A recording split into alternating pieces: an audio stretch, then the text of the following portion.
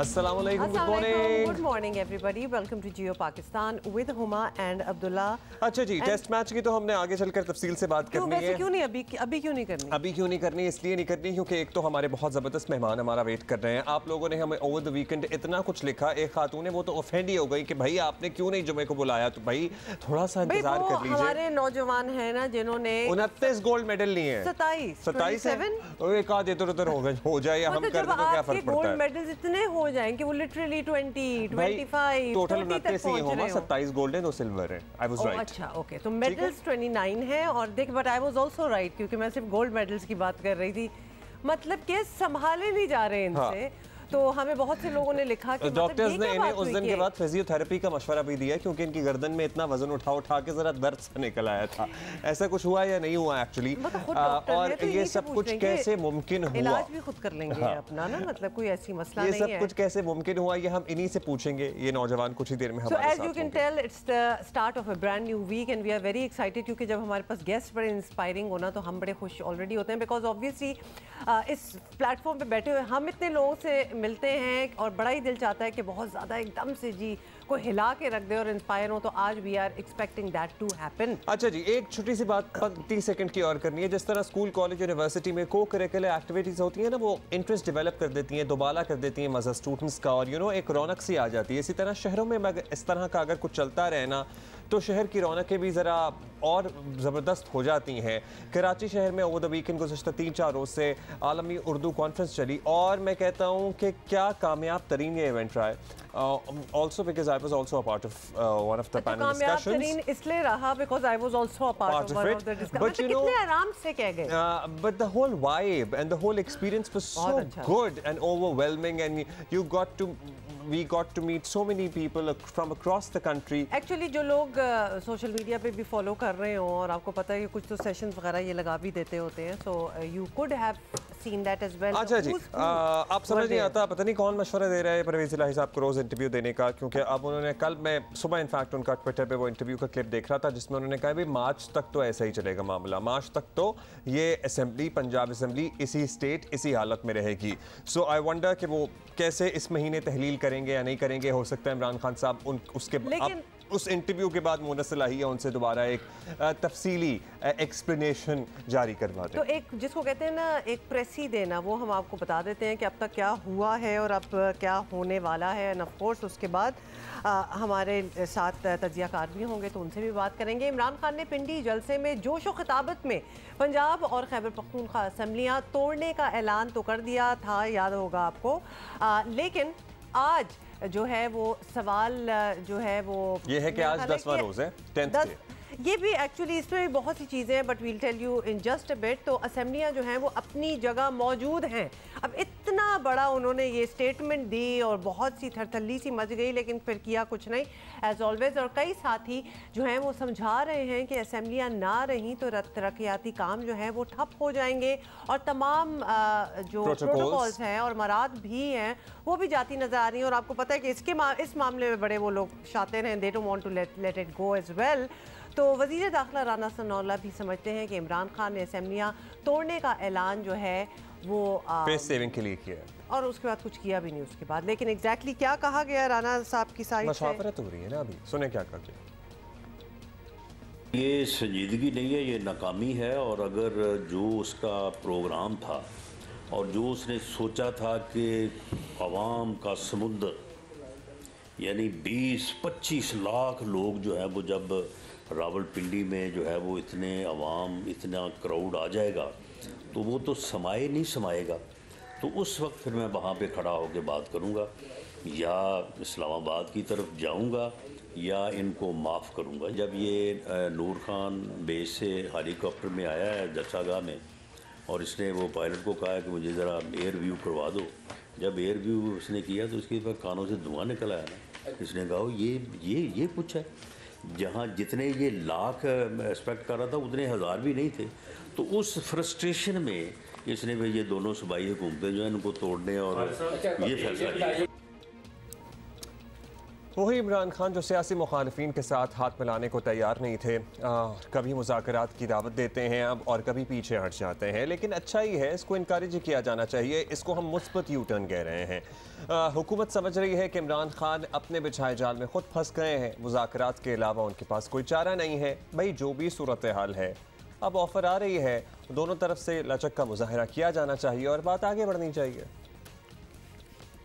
अगर मुज़ाकरात चाहते हैं तो फैसला तो पीडीएम की टेबल पे जाएगा, लेकिन मुज़ाकरात दुनिया में कभी मशरूत नहीं होते। धमकियाँ, बोतान और गालियाँ और मुज़ाकरात इकट्ठे नहीं चल सकते। मुज़ाकरात उनकी ज़रूरत है, हमारी नहीं है। कि असेंबलियाँ कानून साजी के लिए बनती हैं, गवर्नेंस के लिए बनती हैं, तोड़ने फोड़ने के लिए नहीं बनती हैं। हम समझते हैं कि असेंबलियाँ तोड़ना आसान अमल नहीं है, हम तोड़ने के अमल का हिस्सा नहीं बनेंगे।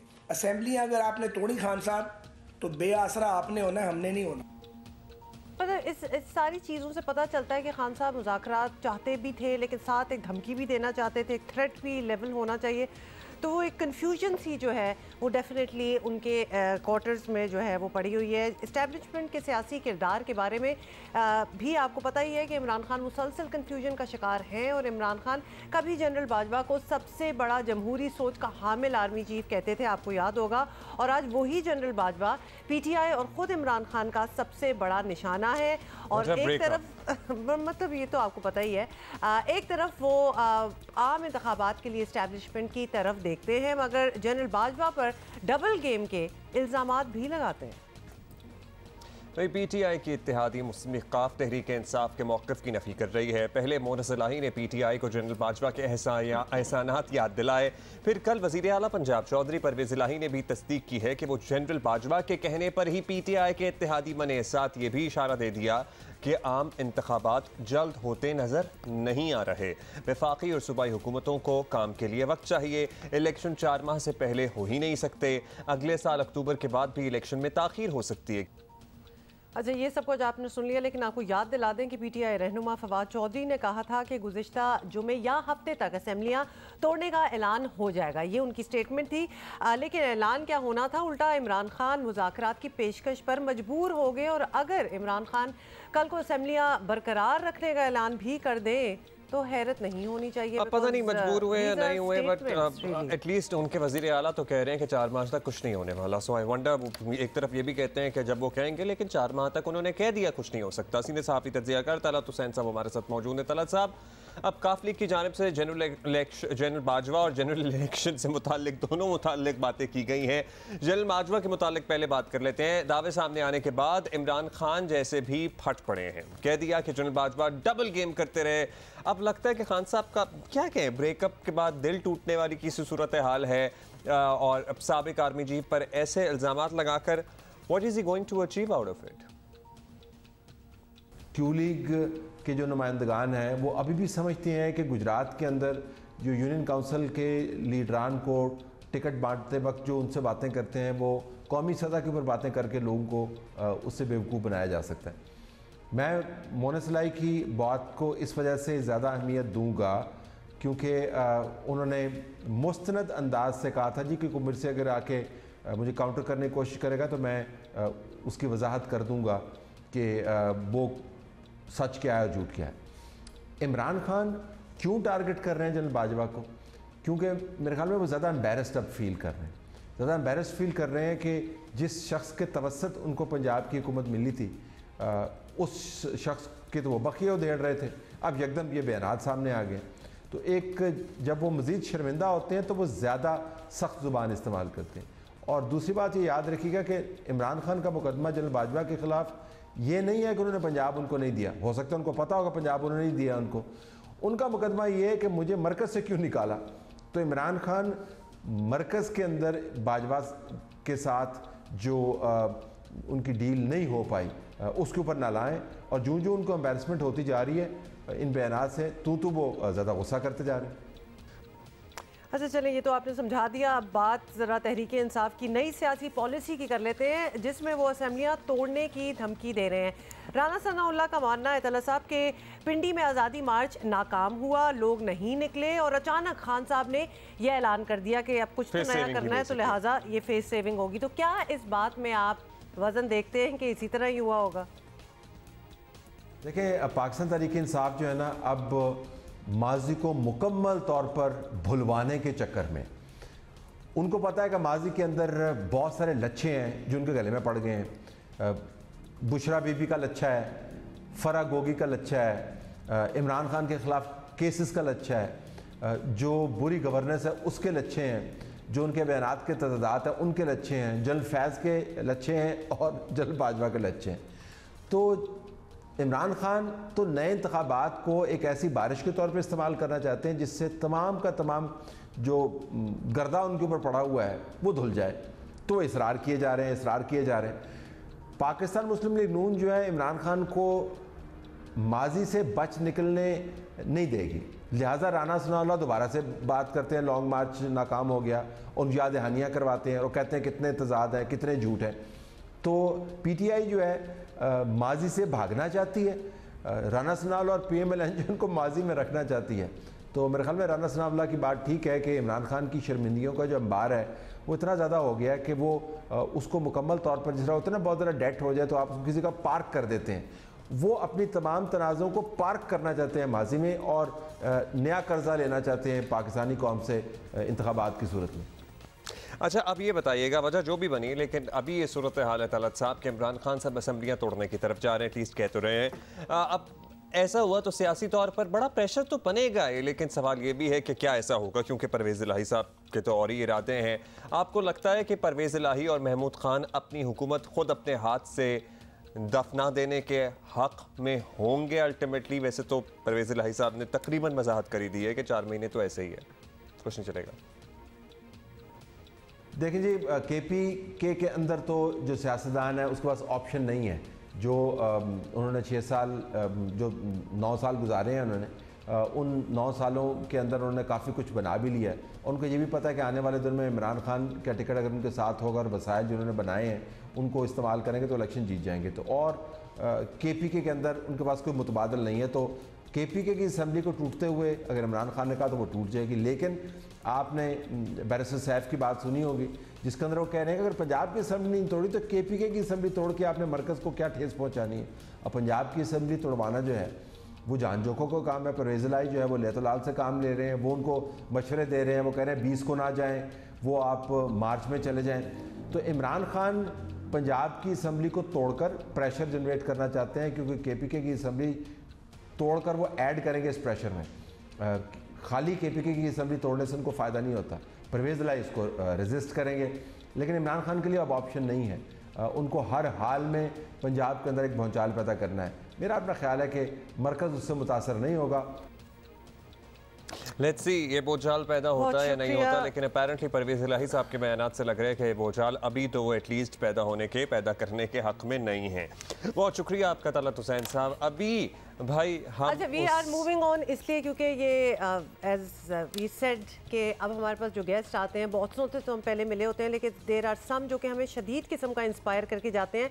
और इनसे जो हमारे नेक्स्ट गेस्ट हैं इनसे मिलने से पहले ही हम इनसे इंस्पायर हो चुके हैं। हुआ ये कि लाहौर के MBBS के तालिब इल्म, इनका नाम है हाफिज़ मोहम्मद वलीद मलिक, की तालीमी काबिलियत की हर तरफ जी धूम मची है। और इस नौजवान ने कॉन्वोकेशन में गोल्ड मेडल्स लेने के तमाम रिकॉर्ड जो हैं वो तोड़ डाले। हुआ ये कि मतलब लगता था ये लिटरली एक कॉन्वोकेशन तो थी, लेकिन वलीद मलिक शो है, तो हर 2 मिनट बाद इनको बुलाया जाता है और इनको एक्चुअली उसके बाद ये भी जहमत नहीं की गई, उनको एक ही दफ़ा बुलाया गया और 27, 28, 29 गोल्ड, 27 गोल्ड एंड 2 सिल्वर इनके हवाले कर दिए गए। डॉक्टर यास्मीन राशिद साहिबा भी लिटरली हंसी पड़ी अल्टीमेटली, तो इन्हें गोल्ड मेडल पहनाते इससे पहले इन्होंने अपने कॉलेज में बाय द वे कॉन्वोकेशन में गोल्ड मेडल हासिल किए। इससे पहले किंग एडवर्ड मेडिकल कॉलेज की एक मेडिकल यूनिवर्सिटी की तालिबा के पास ये रिकॉर्ड हासिल था 23 गोल्ड मेडल्स का। ये मुख्तलिफ सब्जेक्ट्स में अपनी कारकर्दगी की बिना पर उन सब्जेक्ट्स वाइज गोल्ड मेडल दिए जाते हैं। You have to have gained more than 85% marks होने चाहिए आपके, और उसके बाद आपको ये गोल्ड मेडल जो है मिलता है। तो सोच ही लें कि मतलब क्या लाइन लगा ली हाफिज़ मोहम्मद वलीद मलिक हमारे साथ हैं। अस्सलाम वालेकुम वलीद, कैसे हैं आप? सबसे पहले तो बहुत मुबारक हो। आई एम श्योर आपकी फैमिली, आपके असातिज़ा, आप खुद बहुत खुश होंगे, लेकिन ये सब कुछ कैसे मुमकिन हो पाया? पहले तो हमें ये माजरा एक्सप्लेन करें ना ज़रा। वालेकुम सलाम अब्दुल्ला भाई, बहुत बहुत शुक्रिया आपने इनवाइट किया। सबसे पहले तो मैं अपने पेरेंट्स का शुक्रिया अदा करूंगा कि उन्होंने मुझे इस पूरे जर्नी के अंदर काफ़ी सपोर्ट किया। कोशिश ये थी कि जो हमने एक ओथ लिया था मेडिकल कॉलेज में एंटर होने के साथ ही, उस ओथ को लेके, उस ओथ को समझ के मेरी यही कोशिश थी कि मैंने हार्ड वर्क करना है, और उसको लेके चला, और नहीं देखा कि रिजल्ट्स क्या अचीव होते हैं, अल्लाह ताला पे रिजल्ट्स छोड़ दिए, और अपनी जो कुव्वत और मेहनत थी वो कोशिश जारी रखी, और अल्लाह ताला ने उसका रिजल्ट दिया। अच्छा, एक तो वलीद में आपको डॉक्टर वलीद आपने ये सारा एक्सप्लेन बिल्कुल बड़ी आसानी से इसको आपने बहुत सिंप्लीफाई कर दिया। अभी हम आपसे एक दो और सवाल पूछेंगे, लेकिन पहले तो वलीद को वलीद ना कहें, डॉक्टर वलीद। मतलब अकम्पलिशमेंट्स आप इनकी ऑलरेडी देख लें, लेकिन क्या ये एक आपका कॉन्शियस एफर्ट थी? ठीक है, आपने एक्सप्लेन तो कर दिया, लेकिन मेडिकल करना इन इटसेल्फ एक बहुत ही टेंशन का काम होता है, और बहुत ही ज़्यादा तसव्वुर किया जाता है कि वो बच्चे जो मेडिकल में घुसते हैं वो 4, 5, 6 सालों के लिए आप उनको खुदाफिज कर दें, because that's all they do. तो आपने ये भी करना था और हर सब्जेक्ट में गोल्ड मेडल भी लेना था। मतलब ये आपका ये मल्टी टियर्ड प्लान था ऑलरेडी कि मैं ना सिर्फ डॉक्टरी करूँगा, गोल्ड मेडल के साथ करूँगा। जी, मेरी कोशिश ये थी कि एक्सीलेंस की तरफ जाया जाए, और अगर आपने कोई चीज़ अचीव करनी है, कोई चीज़ में ग्रेस्प करनी है किसी चीज़ को, तो उसको एक बेहतर तरीके से किया जाए, और स्टार्ट से ही मेरी कोशिश थी कि अपना जितना मैक्सिमम दे सकता हूँ दूँ, और अल्लाह ताला ने उसमें, और मेरे दोस्तों ने, मेरे टीचर्स ने और मेरे पेरेंट्स ने मुझे हर तरह से सपोर्ट किया, मुझे फैमिली फंक्शन से बचाया, और जितना मुझे अकाउंट किया। ये तो बहुत ही अच्छी बात है। टर्म अच्छी लगी, फैमिली फंक्शन से बचाना, ये अच्छा लगा। इसकी बड़ी ज़रूरत होती है लोगों को। लेकिन क्या आपका ये रैकेट जो है ये अब गिनीज बुक में भी चला गया है? ये रैकेट दुनिया में सबसे ज़्यादा है? नहीं, इंडिया में आई गेस एक डॉक्टर हैं, उनके 36 मेडल्स, गोल्ड मेडल्स हैं। लेकिन हमारे लिए तो आप ही हमारे सुपरस्टार हैं। मतलब हमारा तो सर्टनली आप ही ने रिकॉर्ड हासिल किया है। इससे पहले 23 वाला रिकॉर्ड भी आपने बड़ी आसानी से तो नहीं, लेकिन अब फाइनली तोड़ दिया। अच्छा, अब क्या एस्पिरेशंस हैं आपकी डॉक्टर वलीद? क्या करना है आपने? FCPS करना है आपने, या फिर प्लैब या USA में ली करके बाहर जाना है? क्या इरादे हैं आपके? अनफॉर्चुनेटली ये जो डिसीजन है काफ़ी अभी पेंडिंग है, बिकॉज हमारा जो हेल्थ केयर सिस्टम है वो डॉक्टर्स को सपोर्ट नहीं करता। स्पेशलाइजेशन में मेरी कोशिश ये है कि मैं मेडिसिन के आगे अंदर परस्यू करूं, और बाहर जाना या पाकिस्तान रहना, ये कुछ चीज़ें जो है अनडिसाइडेड है हमारे हेल्थ केयर सिस्टम ने। अनफॉर्चुनेटली हाउस जॉब के बाद मुझे नहीं पता कि मुझे गवर्नमेंट जॉब मिलती है कि नहीं मिलती, और जो स्पेशलाइजेशन इंडक्शन का जो क्राइटेरिया होता है वो मैं फुलफिल कर सकूंगा कि नहीं, बिकॉज हमारे आपको पता ही है BSc और RSU वगैरह होते हैं, और उनके अंदर जॉब्स मिलना बहुत मुश्किल है, और सिफारिशात का कल्चर जो है वो प्रिवेल करता है। तो उम्मीद ये है कि अपने मुल्क को कौम की खिदमत कर सकूं जिस तरह भी, जब भी मौका मिले। अच्छा, you were always one of those children जो बचपन से डॉक्टर बनने के ख्वाहिशमंद होते हैं, या जिनके वालिदैन ने उन्हें बताया होता है कि भाई आपने तो डॉक्टर बनना है, या आप भी दाखिला तो ले लिया आपने और उसके बाद फिर इंटरेस्ट डेवलप हुआ? क्या हुआ आपके साथ? क्योंकि बहुत से बच्चों की ये कहानी होती है, बहुत से डॉक्टर्स की ये कहानी होती है जो खुद कभी डॉक्टर बनना नहीं चाहते थे। बचपन से घर वालों ने मेरे दिमाग में बात डाली हुई थी कि तूने डॉक्टर ही बनना है, तो एक शौक भी डेवलप कर गया आहिस्ता आहिस्ता, और एक दिमाग में बात ही यही थी कि आगे डॉक्टर ही बनना है, तो और किसी तरफ जो है वो ध्यान दिया ही नहीं। यानी आपका पैशन भी था, वरना आई एम जस्ट थिंकिंग कि आप किसी भी फील्ड में और होते, जितना हार्ड वर्क और डेडिकेशन है आप में, तो आप वहाँ भी मेडल्स ही जीतते हैं, because that is the kind of person that you are. अच्छा, हम आपके साथ साथ देख भी रहे हैं आपको, और आप हमसे बातें कर रहे हैं। क्या सारे मेडल्स आपने इस वक्त गले में पहने हुए हैं, या कुछ साइड पे भी पड़े हैं? नहीं, ये आई गेस 8 से 10 होंगे, बाकी सारे जो है वो पड़े हैं ऐसा। हाँ, वो कौन निकाल के पहने ना? That's a lot of gold in there as well. आपका इंटरेस्ट वैसे किस चीज में? मेडिसिन में ज्यादा इंटरेस्ट है आपका, या सर्जरी वगैरह की तरफ आपका है रुझान ज़रा? काफी इंटरेस्ट है, और मेरी उम्मीद ये है, कोशिश ये है कि मैं उसी में आगे स्पेशलाइजेशन। चलें, वंडरफुल। कोई ऐसा मशवरा जो आप देना चाहें एस्पायरिंग डॉक्टर्स को, जो बच्चे मेडिसिन परस्यू कर रहे हैं या करना चाहते हैं, कि क्या ऐसा गुर है आपके पास जो आपने माशाल्लाह इस फील्ड में इतना एक्सेल किया? मेरा मशवरा और मेरा पैगाम जो है वो यही है कि प्लीज़ हार्ड वर्क को अपने जहन में रखें, और उसको अपना जो है एक असासा बना लें, और अपने एल्डर्स की रिस्पेक्ट करें, अपने टीचर्स की रिस्पेक्ट करें, अपने पेरेंट्स की रिस्पेक्ट करें, और अपने मुल्क के साथ डिवोशन के साथ काम करें। और इस मुल्क को अच्छे लोगों की, अच्छे यूथ की बहुत ज़रूरत है, और हमने अपने मुल्क को एक बेहतर कंट्री बनाना है। ज़बरदस्त भाई, बहुत ये अच्छी तो बात है, पर बड़ा मुश्किल भी है। ये कहने में भी अच्छी है और थोड़ा निस्बतन आसान है, करने में बहुत मुश्किल काम है जो आपने अच्छा, बताया। एक और बात ये क्योंकि हमारे भी ख़ानदानों में ऐसे होते थे लोग जो कि बहुत ही पढ़ाकू और मतलब चले 27 नहीं 1-2 मेडल्स तो आ ही जाते थे, लेकिन बाकी कज़न्स उनको बिल्कुल पसंद नहीं करते थे, बिकॉज वो एक बेंचमार्क बन जाता है ना फैमिली में कि देखो इसने कितना कुछ किया है और कितना अच्छा पढ़ रहा है। तो मतलब आपके जो ख़ानदान के यंगस्टर्स हैं वो आपको लुक अप टू करते हैं या आप सबके लिए मिसाल है या आपको व्हाट्सएप पे कहते हैं कि यार बस कर दो, हम पे बड़ा प्रेशर आ रहा है तुम्हारी वजह से? नहीं, मेरा उनके साथ काफी ज्यादा लिंक नहीं है, लेकिन जो मुझे सुनने में आता है तो आप पढ़े होते हैं, आपका क्या लिंक होना है? वैसे वो भी नहीं रखना चाहेंगे आपके साथ लिंक, ज्यादा इंटरेक्शन मेरा ख्याल। अच्छा, कोई अब आपने अब ये भी कर लिया, माँ बाप भी चाहते थे दूर ही रहना, अदरवाइज तो कंपटीशन बड़ा डायरेक्ट हो जाएगा। अच्छा, जवाब तो पूरा कर दे, हमने वैसे ही ज़ूम कर दिया, आप क्या कह रहे थे? अभी जो है काफी मेरे पेरेंट्स वगैरह को भी फोन आ रहे हैं, तो काफी इंस्पायर्ड है मेरे कजन जो है, और उनको भी यही कोशिश है कि आगे इस MBBS के अंदर आए, और वो चाह रहे थे कि जब फ्री हो जाए तो मुझे काफी टिप्स भी उनको चाहिए थी मेरे से। तो मैंने आपके बहन भाई कितने हैं? ये तो मैंने पता, बहन भाइयों का पूछना है मैंने, उनके लिए भी एक टॉर्चर अलग होता है, आपको पता है। कजन्स का तो छोड़ दें आप, बहन भाई कितने हैं आपके? हम टोटल 6 बहन भाई हैं और 3 भाई हैं और 3 बहन हैं। तो आप किस नंबर पे हैं? मैं सबसे लास्ट में हूँ। अच्छा, चले बाकी तो सारे फिर इस प्रोसेस से निकल गए। कंपटीशन मतलब लिटरली कंपटीशन नहीं है बाकियों से फिर। अच्छा, ऑन अ सीरियस नोट, अगर कोई टिप्स आप दे सकें कि आप किस तरह दिन डिवाइड करते थे, मतलब एक एक्सट्रीम लेवल ऑफ पढ़ाई और कंसंट्रेशन एंड फोकस चाहिए फॉर समबडी टू अचीव। चले कोई इतना अचीव ना भी कर सके, इसका पौना भी अचीव करे, तो क्या रूटीन होती है पढ़ाई की ताकि कोई डिस्ट्रैक्शन ना हो?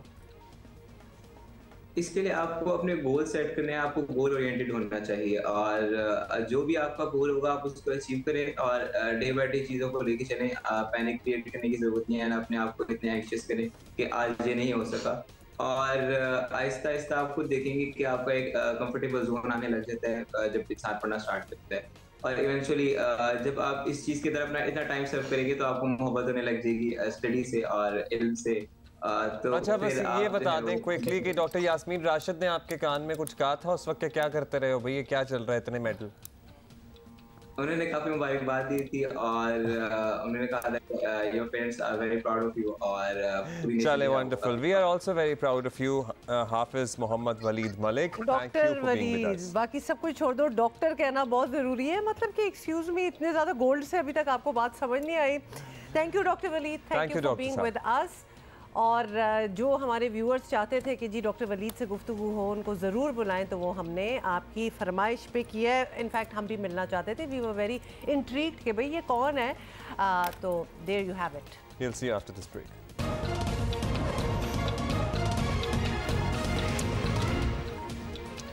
Welcome back. और आपको बताएं कि आज़ाद कश्मीर में 31 साल बाद होने वाले बल्दियाती इंतखाबात के दूसरे मरहले में हुकूमती जमात PTI को शिकस्त का मुंह देखना पड़ रहा है, और बल्दियाती इलेक्शन में आम तौर पर अवाम का रुझान जो है वो हुक्मरान जमात की तरफ होता है, लेकिन आज़ाद कश्मीर में ऐसा नज़र नहीं आया।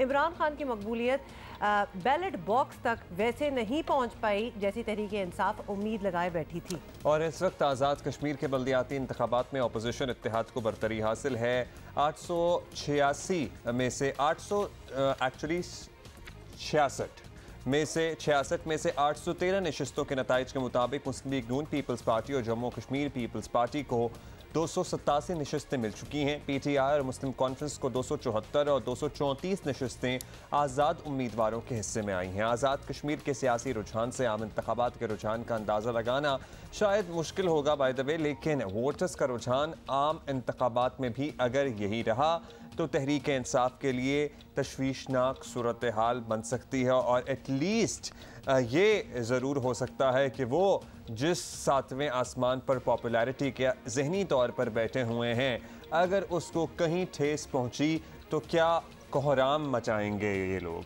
अच्छा जी, बात करते हैं नुमाइंदा जियो न्यूज़ आरिफ उर्फी हमारे साथ हैं। आरिफ, बताइएगा क्या वोटर टर्नआउट के हवाले से प्रॉब्लम्स थी, हुआ क्या है एक्चुअली उधर, एक राउंड अप दीजिए।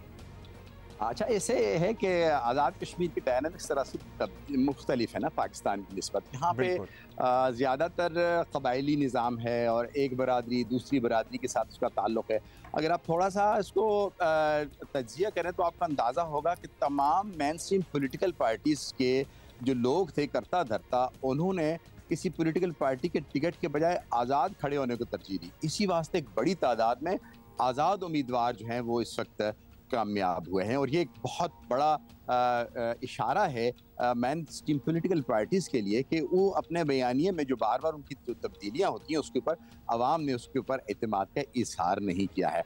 अगर आप इसको इस अंदाज से देखें कि आज़ाद कश्मीर के अंदर जो इस वक्त जो बड़ी यानी 2 डिवीज़न में इस वक्त तक इंतखाब हो चुके हैं, मजमूई तौर पर अगर आप लगाएँ तो पाकिस्तान तहरीक इंसाफ की दोनों डिवीजन्स के अंदर जो है नशिस्तें आपको ज़्यादा लगेंगी कि ज़्यादा होगी, लेकिन अब जब आप देखेंगे कि जितने भी छोटे अजला हैं उनमें तो उन्होंने ज़िला कौंसिल की नशिस्तें हासिल कर ली हैं खातिर खा, वहाँ पे शायद वो बना भी लें 2 या 3 डिस्ट्रिक्ट्स के अंदर गवर्नमेंट। लेकिन जो मेजर जितनी भी म्यूनिसिपल कॉर्पोरेशन हैं, फॉर एग्जांपल मुजफ्फराबाद की म्यूनिसिपल कॉर्पोरेशन है जो सबसे बड़ी म्यूनिसिपल कॉर्पोरेशन है 36 वार्ड की है, तो उसमें वो नहीं बना रहे, मुत्तहिदा पोजीशन बना रही है। इसी तरह जो लोकल पार्टी है यहाँ पे जम्मू कश्मीर पीपल्स पार्टी, वो रावलाकोट में जो म्यूनिसिपल कॉर्पोरेशन है उसको बना रही है। इस वक्त सिर्फ रह से कि एक पीटीआई के पास जो है वो बाग की म्यूनिसिपल कॉर्पोरेशन है जिसमें वो हुकूमत बना अच्छा, सकेगी। अब ये बताइएगा आरिफ, आपने कहा आज़ाद जो उम्मीदवार हैं वो खड़े हुए और बड़ी तादाद में कामयाब भी हुए। अब क्या होता है आम इंतखाबात में? तो ये होता है कि आज़ाद उम्मीदवार उसके बाद फैसला करते हैं कि उन्होंने किसका साथ देना है। अब यहाँ भी वार्ड्स में बनाने के लिए हुकूमतें या फिर अपना काउंसलर वगैरह या मेयर वगैरह लाने के लिए क्या आज़ाद उम्मीदवार फैसला करेंगे कि उन्होंने किस तरफ जाना है और ज़्यादा का रुझान किस तरफ नज़र आ रहा है? देखें, जो अगर मैं इसको पाकिस्तान की पॉलिटिक्स के साथ अगर थोड़ा सा इसका मुवाजना करूं तो पाकिस्तान में एक जहाज़ था, वो जहाज़ मुख्तलिफ जगहों पे जाता रहा, बहुत सारे लोगों को हुकूमत में शामिल करता रहा। अब वो जहाज़ जो है वहाँ पे पीटीआई के पास नहीं है, लेकिन यहाँ पे जो पीटीआई की करता धरता उनके पास अपने हेलीकॉप्टर्स हैं। जी, मैं यही कहना, अब मैंने कहा वो तो जहाज था, लेकिन माशाल्लाह आपके जो वज़ीर आज़म है उनके पास भी वसाइल की कमी तो नहीं है। बेशक उनके पास वसाइल की कोई कमी नहीं है, लेकिन इसमें एक बात और भी ज़हन में रखिए, क्योंकि यहाँ पे बहुत ज़्यादा जो लोगों का रुझान है वो इस बात के ऊपर है कि एक बरादरी दूसरी बरादरी को सपोर्ट करती है, एक कबीला दूसरे कबीले को सपोर्ट करता है, उसके बदले में सपोर्ट लेता है। अगर हम ऐसे कह लें, सरदार तनवीर इलियास साहब किसी बहुत बड़े कबीले के से ताल्लुक़ रखने वाले नहीं हैं। आज़ाद कश्मीर में जो बड़े कबाइल हैं उनमें से अक्सरियत के साथ लोगों ने आज़ाद खड़े हुए हैं लोग, और वो कामयाब भी हो गए। अब ये कबाइल की सतह के ऊपर फैसला होगा कि आया उन्होंने सरदार तनवीर इलियास साहब का साथ देना है या कि जो मुत्तहिदा अपोजिशन है उसके साथ देना है। मुत्तहिदा अपोजिशन की सूरत हाल यहाँ पे ये है, बड़ी अजीब व गरीब सी है कि यहाँ पे करता धरता है पाकिस्तान पीपल्स पार्टी की चौधरी लतीफ़ अकबर, लेकिन उनके ऊपर जो सदर बैठे हुए हैं वो चौधरी यासीन साहब बैठे हुए हैं, जिनका पब्लिक के साथ शायद उस तरह का इंटरेक्शन नहीं है। इसी तरह लेकिन आरिफ, अब तो नताइज अगर आ भी गए तो ये लॉबिंग होनी है अभी कि कौन ज्वाइन करेगा हुकूमत को, कौन नहीं करेगा, कौन किसके साथ होगी, ये लॉबिंग होती है पूरी प्रॉपर? बिल्कुल पूरी लॉबिंग होती है, लेकिन ये कबाइल की सतह पे ऊपर होगी, यानी बजाय इसके कि जो पॉलिटिकल पार्टीज़ के लोग हैं वो उस पर फैसला करें, ये कबीले आपस में बैठ के फैसला करते हैं कि क्या हमारा ये आदमी जो है उसने हुकूमत के साथ जाना है, या ये भी मुमकिन है कि बहुत सारी जगह ऐसी हैं जहाँ पे सिर्फ आज़ाद उम्मीदवार इतने ताकतवर हैं कि वो अलग से बना लें। जैसे पिछले अरसे में एक हुआ था, एक जीप ग्रुप जो है वो डेवलप हो गया था पुंछ डिवीजन के अंदर, कि तमाम जो आज़ाद उम्मीदवार थे जिनकी जीप अलॉटमेंट हुई थी निशान की, तो उन्होंने इकट्ठे होकर एक पूरा ग्रुप बना लिया था। तो कोई बैद भी नहीं कि किसी जगह पे ऐसा भी हो जाए कि जीप ग्रुप जो है वो आगे आ जाए और वो इस तरह आज़ाद उम्मीदवार जो है वो हुकूमत बना लें। लेकिन इसमें जो असल बात है वो ये है कि फ़ंड्स का इस्तेमाल, बाज़ लोगों के यहाँ ये तस्वर है कि शायद हुकूमत जो है उनको फ़ंड्स नहीं प्रोवाइड करेगी, लेकिन जब भी बल्दियाती इंतखाबात होने के बाद बल्दियाती हुकूमतें बन जाती हैं तो असम्बलियों का किरदार सिर्फ और सिर्फ पॉलिसी साजी और कानून साजी तक रह जाएगा, फंड्स खुद इनको ट्रांसफ़र हो जाएंगे। बहुत शुक्रिया आपका Arif, thank you for explaining that so well for us. अच्छी तरह एक डायनामिक्स भी वहाँ समझा देते हैं आरिफ, बड़े ज़बरदस्त हमारे माया नाज रिपोर्टर हैं आज़ाद कश्मीर के।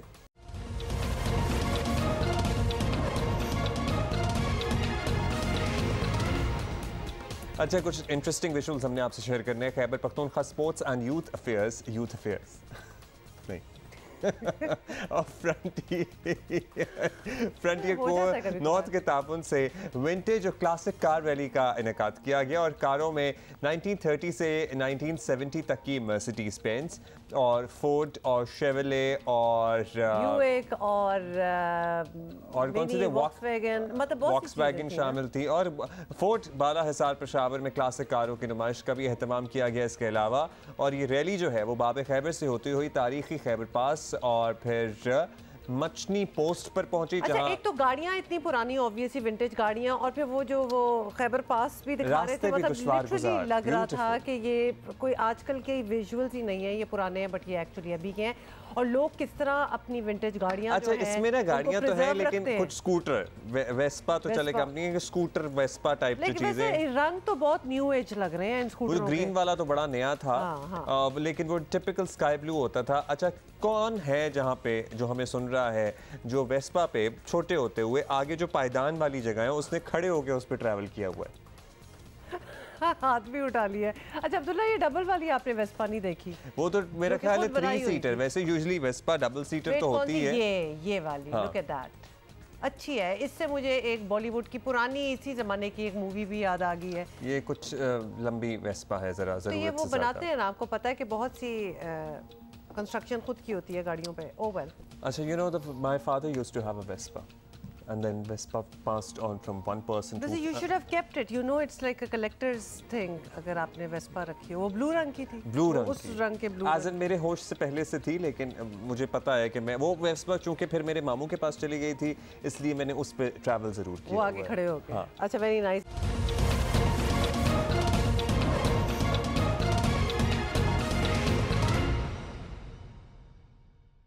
अच्छा जी, अब जरा इकोनॉमी की बात हो जाए। अगर मजीद कोई क्रिकेट की बात नहीं करनी, मुंह छुपाने का दिल करता है मेरा ऐसी बातों पे।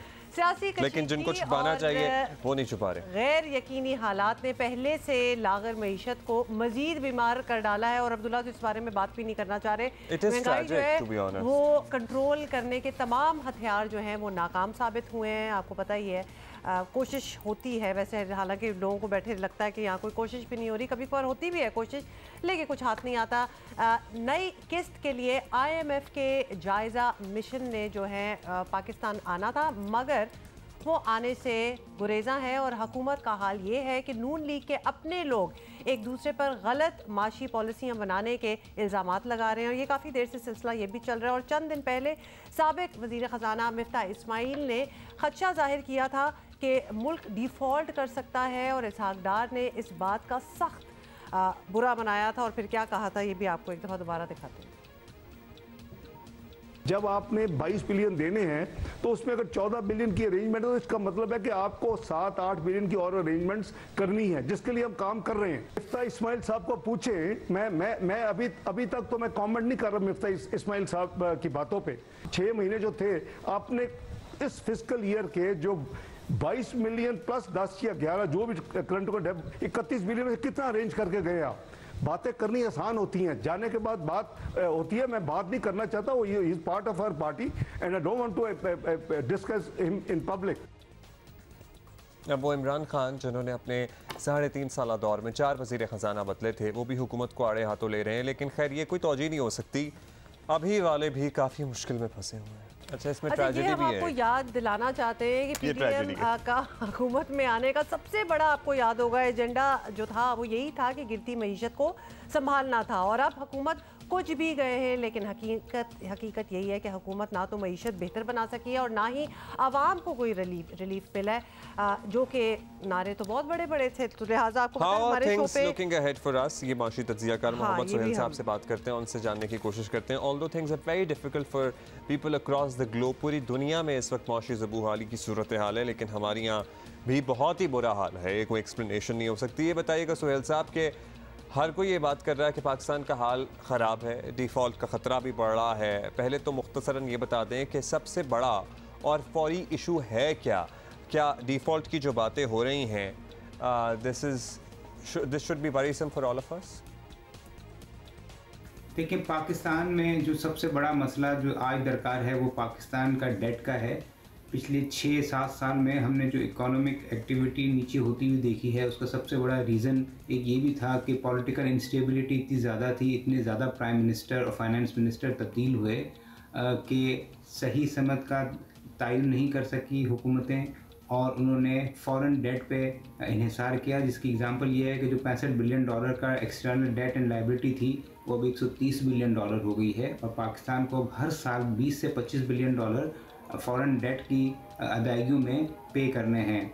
और जो हालात हैं, और इसके लिए हमने एक डिटेल नोट भी पाकिस्तान डेट रिस्ट्रक्चरिंग पे इशू किया है, वो ये बता रहे हैं कि पाकिस्तान के पास इतनी पैसे हैं नहीं, तो सबसे ज़्यादा अशद ज़रूरत है कि पाकिस्तान अपने क्रेडिटर्स के साथ बैठ के ये जो फॉरेन डेट है इसको रीस्केड्यूल करे, और अगर पाकिस्तान ने रीस्केड्यूलिंग और रीस्ट्रक्चरिंग टाइमली नहीं की तो फिर डिफ़ॉल्ट का ख़तरा अगले साल देखा जा सकता है। और हमने यही देखा है हर 25 साल के बाद, चाहे वो 1971 हो, 1998 हो, और अभी 2023 में पाकिस्तान को मुश्किलात हैं अपना फॉरेन डेट रीपे करने के लिए।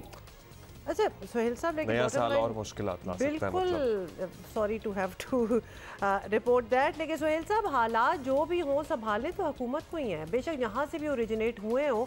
और हुकूमत का हाल ये है माशाल्लाह कि मौजूदा वज़ीर ख़जाना साबिक़ वज़ीर ख़जाना पर मलबा डाल रहे हैं, और साबिक़ वज़ीर ख़जाना को मौजूदा पॉलिसियाँ जो हैं वो ठीक नहीं लग रही, मतलब कोई किसी की बात के में अग्रीमेंट में नहीं है। तो दोनों में से किसकी बात में वज़न आपको ज़्यादा नज़र आता है? देखिए, ये इल्ज़ाम तराशी हमने देखी है, ये चलती है पाकिस्तान में। हुकूमतें अपने फाइनेंस मिनिस्टर को भी इल्ज़ाम देती हैं, पिछली हुकूमतों को भी मलबा डालती हैं, मगर जिस तरह मैं आपको फैक्ट्स बताएं कि ख़ास तौर से 2015 से लेके 2022 तक जिस तरह से डेट बढ़ा, और ख़ास तौर से फॉरेन डेट बढ़ा कि जो 20-22% से 40% ऑफ GDP हो गया, तो अब हम अपना इंपोर्ट्स को इंपोर्ट्स और एक्सपोर्ट के गैप को, जिसको हम करंट अकाउंट डेफिसिट कहते हैं, ख़त्म भी कर दें, हम ये पेमेंट नहीं कर पाते। तो मेरे ख्याल में सियासतदानों को आपस में हम आहंगी के साथ जो अपने दोस्त ममालिक हैं, बिलखुसूस चाइना, उसके साथ बैठ के डेट रिस्ट्रक्चरिंग पे बात करनी चाहिए। अब हम आहंगी तो पता नहीं सियासतदानों में कभी पैदा होगी या नहीं होगी, मैं सोच भी नहीं सकती। सोहेल साहब, अब अवाम हों और मईशत के स्टेक होल्डर, सरमायादार वगैरह हों, सब हुकूमती जमात के दो बड़ों की आपसी लड़ाई देख रहे हैं और मायूसी हो रही है इस सारी से। अब तसल्ली के लिए हुकूमत बता तो रही है कि कुछ पैसे आ रहे हैं, कुछ मामलात सीधे हो जाएंगे, लेकिन मतलब ये टुडे उमूर पर ही मामला चल रहे हैं ना। सो लॉन्ग टर्म क्या है या इवन शॉर्ट टर्म क्या है? आज मामला सही हो जाएगा, परसों फिर ख़राब हो जाएगा, यही है सूरत हाल एक्चुअली। मायूसी हर जगह है, आपने बिल्कुल सही कहा, और ये अभी से नहीं है, काफ़ी सालों से हम देख रहे हैं कि पाकिस्तान की इकोनॉमिक ग्रोथ या तो बहुत स्लो है, और अगर वो ज़्यादा होती भी है तो आर्टिफिशियली होती है, ऑल इंक्लूसिव और सस्टेनेबल नहीं होती, क्योंकि वो रियलिस्टिकली इंपोर्ट्स और डेट से क्रिएट की जाती है। मेरे ख्याल में तमाम सियासी पार्टियों को एक एग्रीमेंट इकोनॉमी पे करना होगा, जिस तरह हमारे मुल्क में एक एग्जांपल है कि फिस्कल रिस्पॉन्सिबिलिटी लॉ हुआ करता था, जिसमें फिस्कल डेफिसिट का, रेवेन्यू कलेक्शन का और जो डेट है, ओवरऑल डेट पाकिस्तान कितना ले सकता है, इस तरह के इकोनॉमिक इंडिकेटर्स होंगे, और उसको कंप्लाई करना कोई भी हुकूमत हो ज़रूरी होगा। बहुत शुक्रिया मोहम्मद सुहेल साहब हमसे बात कर रहे थे। और अगर तो आपको अगर उम्मीद फिर भी है कि शायद हमारे इकोनॉमिक सिचुएशन जो है, और ख़ासतौर पे जब हम इकोनॉमिक सिचुएशन की बात करते हैं ना भाई, ये जो महंगाई हम खुद आवाम जो फील कर रही है उसको तो संभालना चाहिए, लेकिन इनकी किसी बातों से मुझे नहीं लगा कि ये ठीक होगा। आई गेस अब बस ये एक साबिक और मौजूदा वज़ीर ख़जाना की लड़ाई ही है आवाम को एंटरटेन करने के लिए मौशी फ्रंट पे, अदरवाइज तो ऐसा लगता है कुछ नहीं हो रहा। They should both be on the same side ना, वो एक ही पार्टी के हैं, लेकिन नहीं, वो डे वन से उनकी नहीं है एक दूसरे से, मतलब they never really agreed on anything. आपको याद ही है, खासतौर पे सागदार साहब तो लंदन से बैठे हुए वहाँ से डिक्टेशन दे रहे थे, कोई मान नहीं रहा था, और अब वो आके खुद संभालने की कोशिश कर रहे हैं, और संभल नहीं रहा है, अभी कोई बेहतरी नहीं है। So this is definitely going into the new year. अच्छा जी, एक और क्रिकेट की कहानी, एक और बिल्कुल बता दें आप, बांग्लादेश ने भारत के खिलाफ 3 वनडे मैचेस की सीरीज का पहला मैच जो है बड़े ही सनसनीखेज मुकाबले के बाद 1 विकेट से जीत लिया है, और बैटिंग के लिए खुद को मजबूत समझने वाली, वैसे तो हमने इनके ख्वाब चकनाचूर नहीं कर दिए थे इस सिलसिले में, दिए थे, लेकिन वो अभी तक वो डीट है, वो समझते हैं हमसे बेहतर कौन।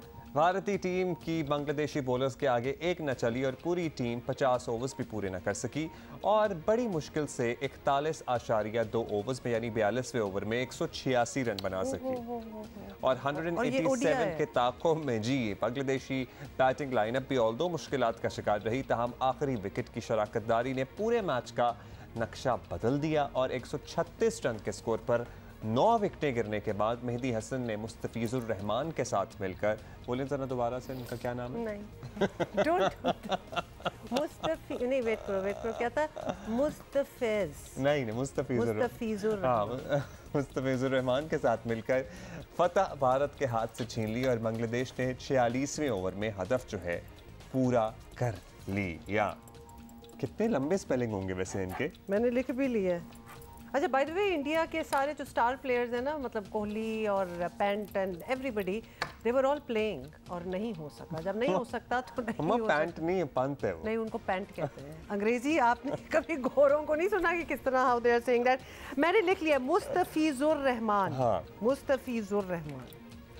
अच्छा जी इंग्लिश टीम के हम बात करेंगे। इंग्लिश टीम के मिडिल ऑर्डर बैटर जो रूट पाकिस्तान के खिलाफ पिंडी टेस्ट की दूसरी इनिंग में जो रूट या जोई रूट? नहीं जो रूट। तो जो रूट मतलब नाम है ना भाई, जो नाम जिस तरह होता है वो उसी तरह कहते हैं ना। आप पैंट के पीछे पड़ गए। राइट हैंड के बजाय लेफ्ट हैंड की तरह बैटिंग करते भी नजर आए और दूसरी इनिंग के चौथे रोज जरूर पाकिस्तानी लेग स्पिनर जाहिद महमूद की गेंद पर लेफ्ट हैंड बैटर के तौर पर भी सामने। How interesting is that? By the way this was quite shocking because जो कीन ऑब्जर्वर्स ऑफ क्रिकेट हैं, व्हाइल दे वर वाचिंग, तो in the middle of an over इन्होंने अपनी साइड बदल ली। ये कैसे होता है वैसे कि आप सीधे हाथ से अभी लिखना, हम तो लिख नहीं सकते। चले गए और जो कि काफी इंटरेस्टिंग था। प्रैक्टिस होती है वैसे। कमेंटेटर्स भी थोड़े से शॉक में चले गए थे कि विदाउट एनी मेंशन एनी, और एक्चुअली इन्होंने 69 गेंदों पर 73 रन की तेज इनिंग भी खेली for a test match. And आप सोचिए कि अगर आप ABC भी लिख रहे हैं सीधे हाथ से, अगर आपको पेन या पेंसिल पकड़ने की आदत है और उल्टे से लिखना शुरू करें तो हमसे तो ABC भी नहीं लिखी जाएगी।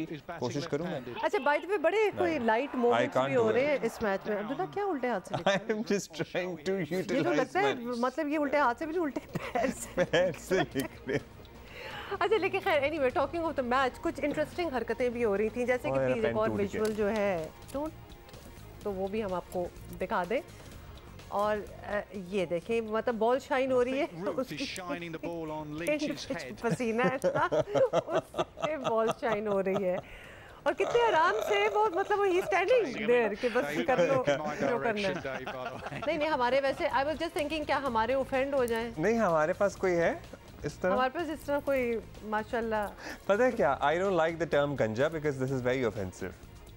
Tinned, What do you want? I mean like this is the right word to use और आप ऑफेंड हो रहे हो, इसीलिए हमारे यहाँ चीज़ें नहीं होती, हम बोलने में ऑफेंड हो जाते हैं। सोचो कोई करने बैठ जाए तो हमारा ये सेंस ऑफ ह्यूमर बिल्कुल नहीं है, लेकिन ये सब कुछ हो रहा था। ब्रेक के बाद मिले।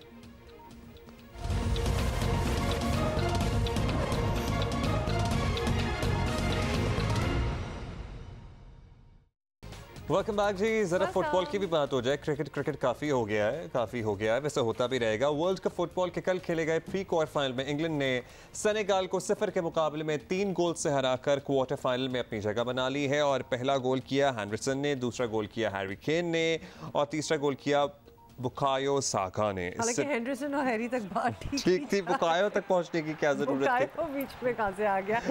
इससे पहले आपको बता दें खेले गए प्री क्वार्टर में दिफाई चैंपियन जो है फ्रांस बड़ा अच्छा खेल रहा है। अभी फ्रांस ने पोलैंड को, भाई बापे ने जो है ना वो कमाल कर दिया। उनके फैंस कल क्रेजी हुए हुए थे, टकरे मारे थे। पता नहीं कि फुटबॉल फैंस को क्या हो जाता है, मतलब क्रेजी से हो जाते हैं कुछ। अच्छा जी, 3 के मुकाबले में 1 गोल से उन्होंने कामयाबी हासिल की है और बापे के 2 गोल्स पे हम बात कर लेते हैं। बाद में इस तरह क्वार्टर फाइनल में दिफाई चैंपियन फ्रांस का मुकाबला होगा इंग्लैंड से on the 11th of December। हमारे साथ कौमी फुटबॉलर सद्दाम, आपने देखा फ्रांस वाला मैच कल का?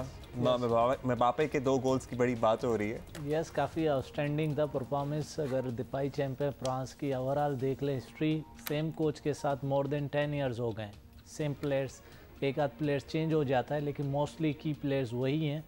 आप जर्नी देखें, लास्ट ईयर उन्होंने कि वो आफ्टर 4 ईयर्स वर्ल्ड कप होता है तो वो भी चैम्पियन हुए, तो सेम प्लेयर सेम कोच।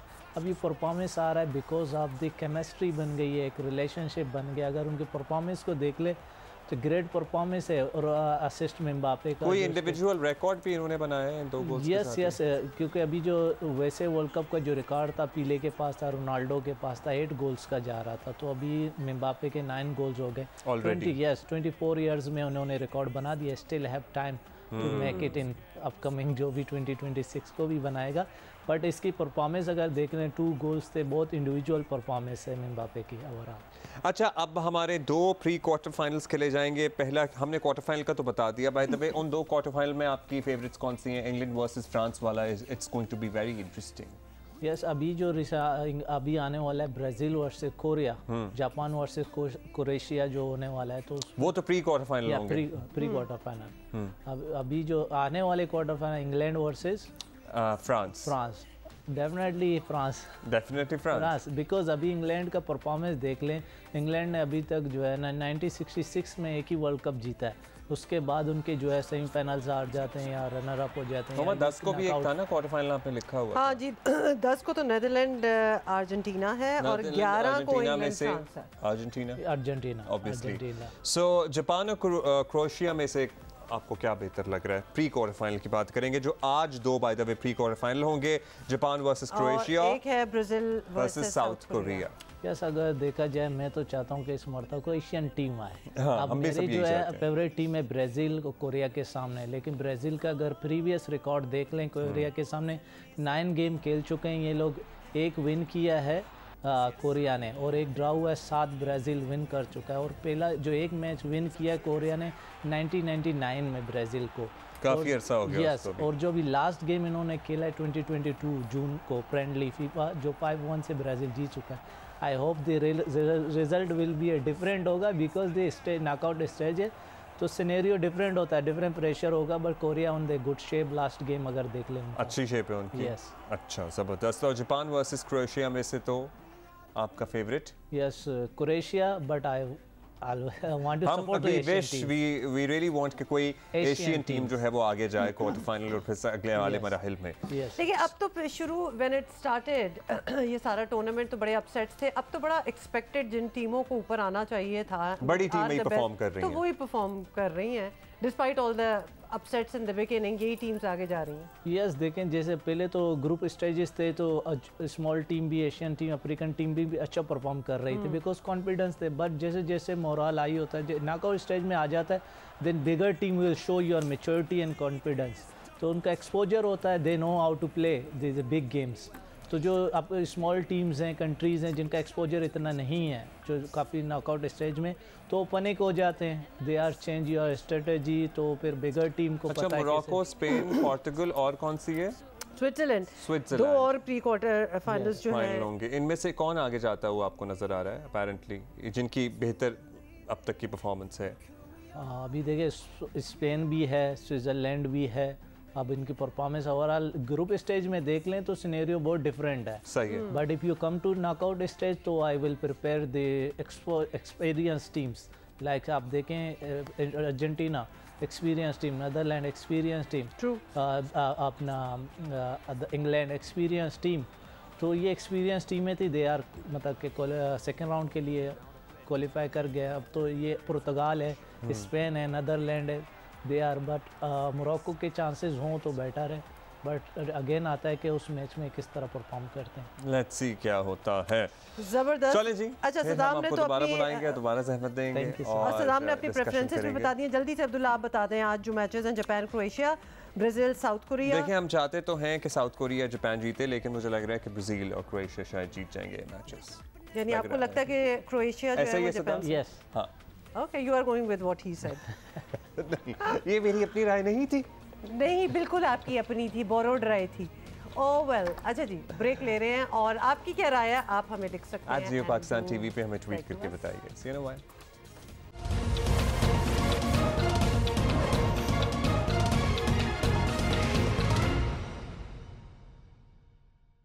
अच्छा जी, हमने बहुत अदबी बातें की हैं वैसे ओवर द वीकेंड इन आलमी उर्दू कॉन्फ्रेंस, लेकिन अभी एक बड़ा ही अहम ट्रिब्यूट उर्दू के अजीम मिज़ाह निगार अहमद शाह पितरस बुखारी की आज 64वीं बरसी है। 64 साल बाद किसी किसी की दुनिया से चले जाने के बाद उसको याद किया जाए, उसके काम का जिक्र हो, तो इससे बड़ी अचीवमेंट क्या हो सकती है? मतलब आधी सदी गुजर गई दुनिया से गए हुए और उसके बाद भी इनको याद किया जा रहा है। पीटर्स बुखारी 1 अक्टूबर 1898 को पेशावर में पैदा हुए, गवर्नमेंट कॉलेज लाहौर से ग्रेजुएशन किया और कैम्ब्रिज से MA किया। करियर का आगाज़ तदरीस के शोबे से किया। उसी ज़माने में उन्होंने पीटर्स के फ़िल्मी नाम से तंज़िया और मज़ाहिया मज़ामीन भी लिखे और पीटर्स ने अपने फिल्मी नाम अपने कलमी नाम था वैसे ही उनका। सॉरी, फिल्म्स में तो वो मैंने कहा फिल्म, अच्छा सॉरी, एक नुक्ता पेन नेम होता है ना। अब्दुल्ला को मैं समझा दूं, अब्दुल्ला कलमी नाम होता है कि पेन नेम हो, के जरूरी नहीं होता वो आप अपना नाम हो, वो कुछ भी आप पता नहीं कौन सी फिल्में बना रहे हैं। फिल्मी नाम तो हीरोइनों के होते हैं ना। अच्छा जी, आपको बताते हैं कि पीटर्स ने अपने कलमी नाम अपने अंग्रेजी के टीचर पीटर वॉटकिंस से मुतासिर होकर रखा। ऑल इंडिया रेडियो से वाबस्ता हुए और क़याम पाकिस्तान के बाद गवर्नमेंट कॉलेज के प्रिंसिपल रहे जी। आपको हाँ, ये तो आपको तो पता होना चाहिए since you are from there. 1950 में अक़वाम मुत्तहिदा में पाकिस्तान के मुस्तकिल मंदूब मुकर्रर हुए और 1958 में न्यूयॉर्क में इंतकाल हुआ और वहीं तदफीन हुई। और इनकी तसनीफ़ है पीटर्स के मज़ामीन आज भी उसी ज़ौक़ व शौक़ से पढ़े जाते हैं। और आज हम याद कर रहे हैं इनको। वैसे आई एम श्योर इवन हमारे तो ज़माने में ये तदरीसी कुतुब में शामिल होते थे इनके मज़ामीन। आई एम श्योर कि अभी भी होंगे। तमाम नौजवान नस्ल इनके काम से, इनकी शॉर्ट स्टोरीज से बखूबी वाकिफ़ होगी। और अच्छा, एक और ट्रिब्यूट जी आपको बताएं कि नेल्सन मंडेला का नाम कौन नहीं जानता और उनको आज हम ट्रिब्यूट दे रहे हैं। नेल्सन मंडेला जो है वो नस्ली इम्तियाज़ यानी रेशियल डिस्क्रिमिनेशन के ख़ात्मे के लिए जद्दोजहद का दूसरा नाम है, which is so true bye the वे। और आपको बताएं मंडेला 18 जुलाई 1918 को जनूबी अफ्रीका में पैदा हुए और नौजवानी में ही जनूबी अफ्रीका में नस्ली इम्तियाज़ पर मबनी कवानीन की मुखालफत की, जिसकी बिना हुकूमत ने उन्हें 27 साल कैद रखा। रॉबिन आइलैंड आपने सुना ही होगा, बड़ा मशहूर, वहाँ उनको कैद कर दिया। फरवरी 1990 को कैद से रिहाई के बाद जनूबी अफ्रीका में अपार्थाइड दौर का खात्मा जो है वो किया और 5 दिसंबर आज ही के दिन 2013 को इस अजीम लीडर का इंतकाल। और मंडेला पहले जमहूरी सदर भी मुंतखब हुए। बड़ी तवील और बड़ी दुनिया में जानी माने वाली इनकी जद्दोजहद है और उस जद्दोजहद का इख्तिताम भी ये हुआ कि ये फिर सदर भी मुंतखब हुए और इस अजीम लीडर का इंतकाल जैसा कि आपने बताया 5 दिसंबर यानी आज ही के दिन हुआ। आज इनकी डेथ एनिवर्सरी है।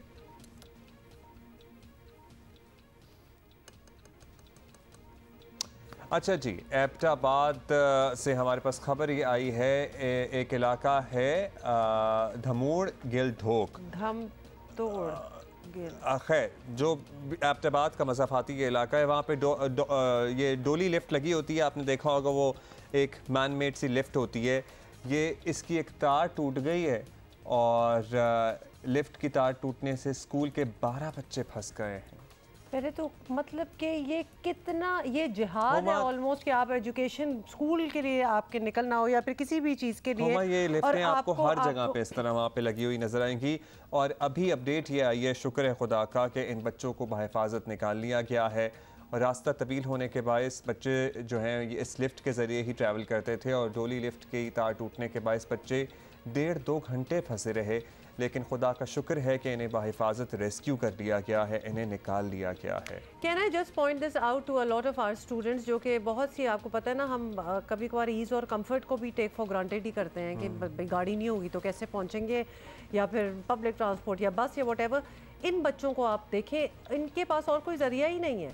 ये एक जगह से दूसरी जगह जाने के लिए इनको यही लिफ्ट या whatever you want to call, नीचे से दरिया बह रहा होता है ना, डोली लिफ्ट, ये ही इसी पे ट्रैवल करना है और ये जान जोखम का काम है। मतलब any day anything can go wrong, जिस तरह के आज हुआ। अल्हम्दुलिल्लाह कि ये फिर भी एक अच्छी खबर इस तरह है कि ये बच गए हैं। आई वेंट टू कागान, क्या अजब मंजर था। सुबह के वक्त मैं निकला और we were travelling back to Islamabad और सुबह स्कूल का टाइम था और पहाड़ की चोटियों से बच्चे भागते हुए आते थे नीचे। उनकी बस ट्रक नुमा एक बस होती थी जो उनको जगह जगह वेट कर रही होती थी रुक के, और वो पहाड़ की चोटियों से अपने बैग्स और अपने गत्ते उठाए हुए भागते हुए आ रहे हैं। क्या अजब वैसे literally I can never forget that side. अभी चंद महीने पहले की बात मतलब आप चले इतनी दूर ना भी जाए, मरी में भी जो पहाड़ों से उतर रहे होते हैं वहाँ के अपने जो मकामी इलाके के लोग हैं तो वो चप्पलों में भी उतर आते हैं। हम तो जी जब तक एक स्नीकर कोई लेस अप मतलब प्रॉपर चीज़ पहन के उतरेंगे वो भागते भागते आते हैं। यही तो इसीलिए तो ये वहाँ के लोग हैं, दे नो उनकी अपनी। और ये हर जगह आपको पता है जो डोली लिफ्ट है ये हर जगह बीच में बनाई गई है। ये बहुत डेंजरस है, यही है अब ज्यादातर मकामात पे तो।